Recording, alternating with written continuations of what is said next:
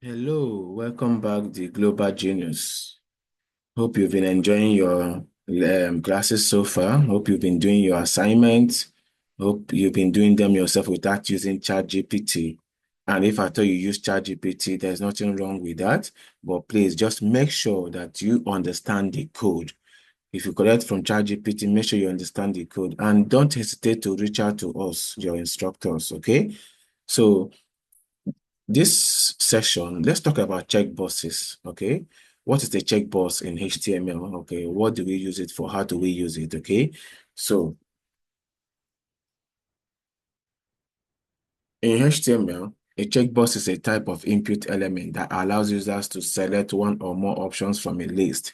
So whenever you have in your application, you want users to select something, maybe you want them to select their skills. Let's say you're asking them for their skills and you have more than one option. You can just put it in the checkbox so that they can just click this, stay able to select the ones that their skills are, okay? So when you have more than one options from a list, you use a checkbox to collect that information from them. So the basic syntax is this. Now, the checkbox is also an input element, but its type is checkbox, all right? The normal input element, the default one is text. But for the checkbox, it's also an input element, but the type is checkbox. Okay, so it has a type which is checkbox. It's an input element. It has a type which is checkbox. It can also have an ID. It has to. You must give it a name. All right, you must give it a value. So what this value does is this: when the user clicks, when the user selects that, so whenever you're sending this thing over to the server, all right, that value, the option, the value that the user selected. Okay, so basically you have the label, what the user will see, and you have the value, what you'll be submitting to the server. All right. So yes, in as much as we didn't treat from the traditional way, I mentioned it before when we started this chapter, we are not treating it the traditional way because we no longer send data to the server the traditional way. So basically, in this whole course, we teach you how to use React.js. Okay, so whenever you're working with React.js and you're working with form, there is a way we collect the information. So we'll talk about that later on. So, but definitely, your checkbox should have a name, all right, and the value. Okay, so basically the value is what you will be sending to the server. Okay, all right. So let us say the type attribute specifies that the input is a checkbox. So this checkbox is an input element. It's an input type. So the type of it is a checkbox. All right. It has an ID that uniquely identifies the checkbox. The name groups checkboxes together when they have the same name. Okay, so you can also have, let's say when you have more options, like when you have more than one option for the user to select, you would actually have this name. This name was going to be the same thing. Okay, so you're going to have this name to be the same thing. So if you have 5 different checkboxes, if all of them have the same name, the same value as their name, all right, HTML will treat it as they are a group of checkboxes. Okay, so the values is what is sent to the server when the checkbox is clicked. Okay, so the label associates and descriptive text with checkbox. So let's go to code and see what we have here. Okay, so okay, I have this checkbox. Uh, let me take this guy out. Okay, so I have this checkbox. Uh, and I have this label, but I should just basically do this. I should basically do this. Remember when we were talking about labels, we talked about implicit, um,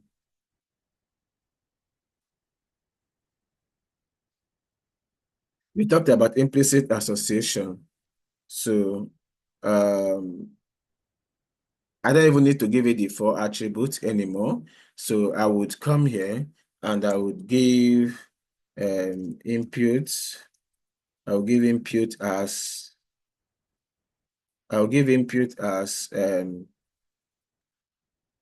input. Sorry, the type is checkbox.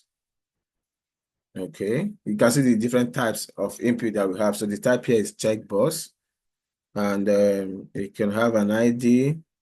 I can just call it skill. All right. It should have a name.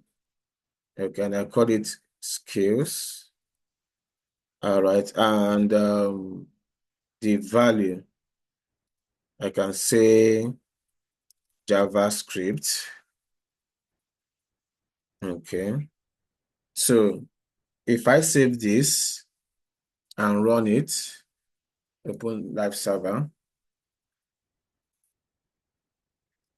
So basically, this is what you see. So if I click on this now, it means I've selected this. Okay. So but I can actually have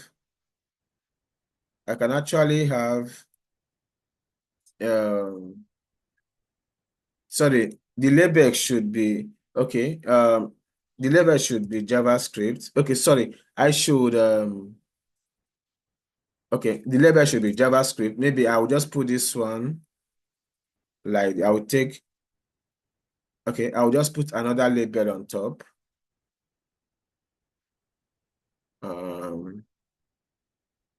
I'll put another label on top and I'll call it skills. And if I save, so I'm going to use a break here so that this would come in the next line. All right, so I could have these skills like this, and I could style this thing more actually, and um, I could have it like this. Okay, okay, so I could have more skill, more. I could have more labels. All right, I could say HTML, and the value is HTML. And I could actually use a break here. Okay. So now with this, I can start it better, Sha. I can actually do, and okay, these are the skills I select, so I can take more than one, okay? So this is how you use the checkbox. Okay, you use it to present list of something for the user to select one or more, okay? All right. So let's talk about some of the attributes. Okay, we also have the attribute called checked. So whenever you use this attribute, you're actually checking the checkbox even before the user has checked it. So you pre-check the checkbox. And this is how it works. Okay, all you have to do is to use the attribute, put it there checked, okay? And sometimes, which are most times, when you're working with this, you would also want to programmatically check if the checkbox is checked. So you can actually put in check like this, and when we start dealing with React, you're going to see how to do this, how to do more of this. So in this JavaScript, I can actually just come here and say it is checked.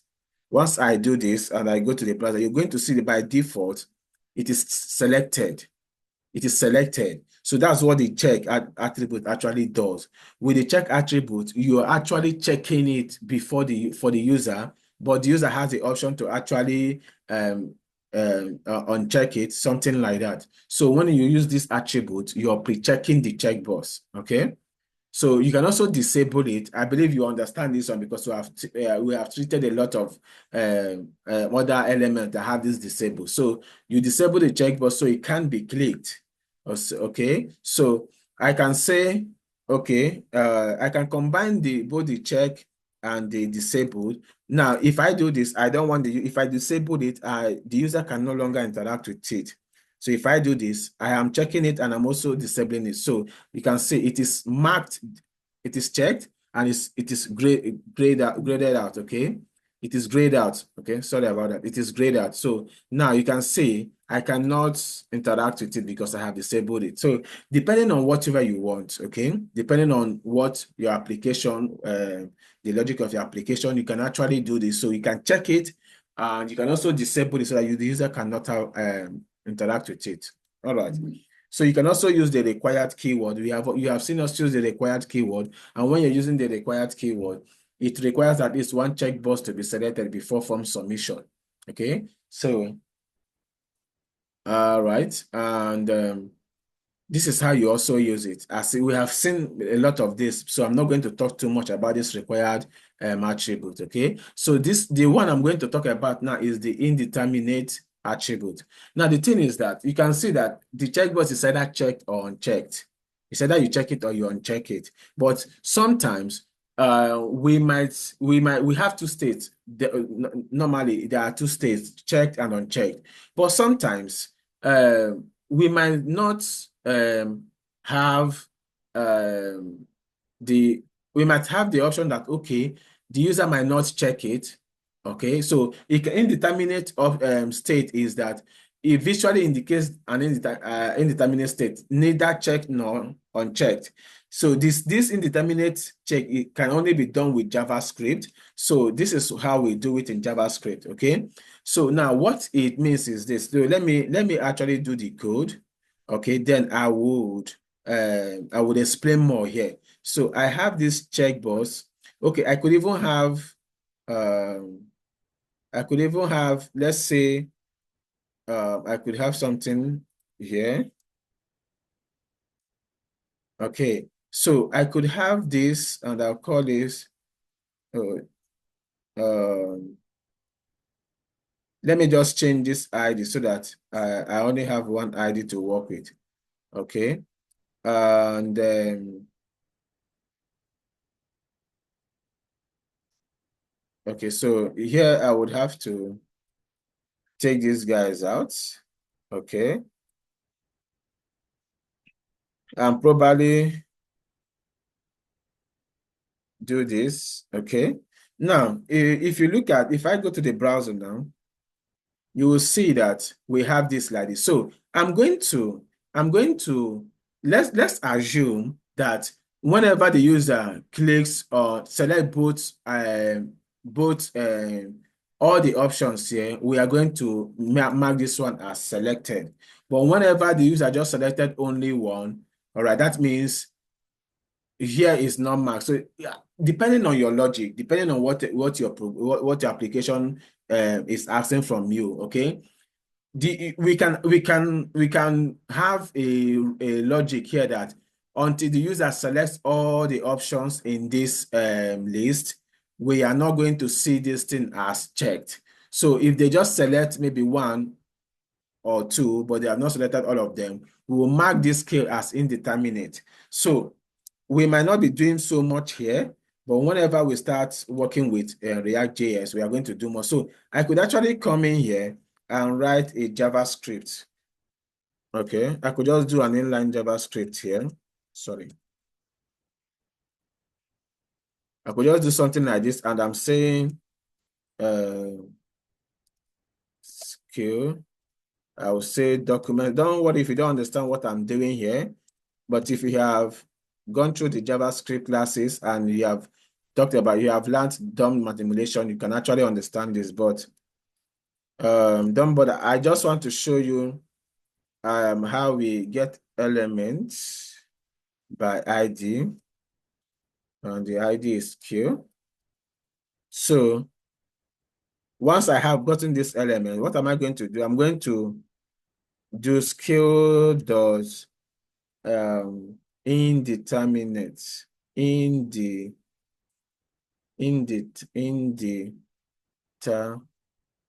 okay, let me just take a quick look at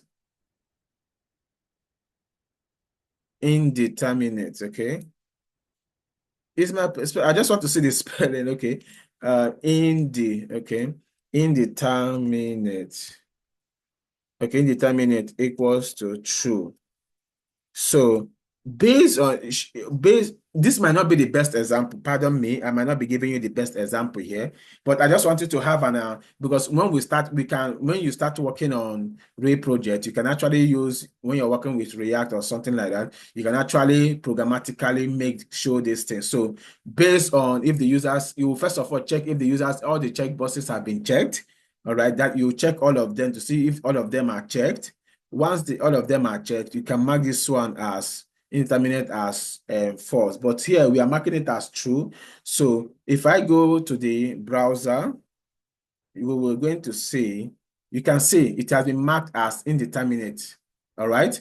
So look at how normally if this is checked, all right, this is unchecked, but this state like this is indeterminate.